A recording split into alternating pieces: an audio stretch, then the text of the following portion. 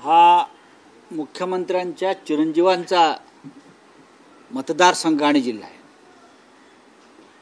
हा मुख्यमंत्र्यांच्या लाडक्या चिरंजीवांचा जिल्हा आहे। गेल्या काही काळात विशेषतः यांनी वेगळा संसार मांडल्यापासून या भागामध्ये महिलांवरील अत्याचार, लूटमार, दरोडे, बलात्कार, मुलींच्या हत्या याचं प्रमाण वाढलंय।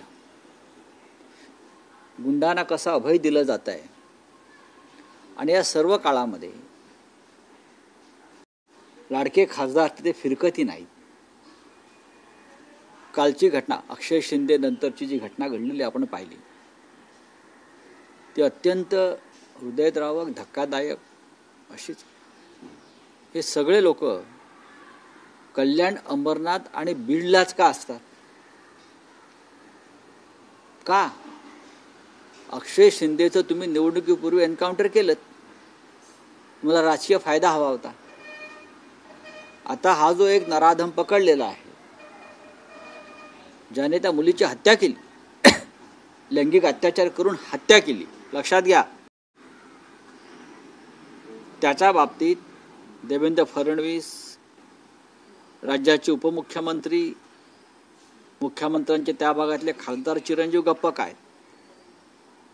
गप्प काय? हा पहिला प्रश्न आहे। बीडमधलं चित्र अत्यंत गंभीर आहे।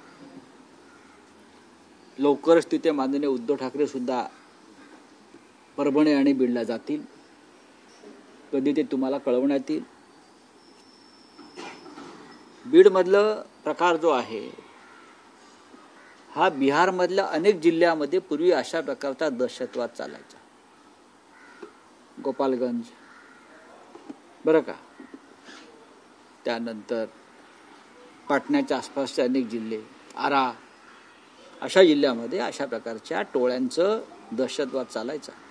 अपहरण, खंडण्या, हत्या, राजकीय हत्या आणि मग राजकीय हत्या करणाऱ्याला संरक्षण, एकेकाळी बिहारचं चित्र होतं।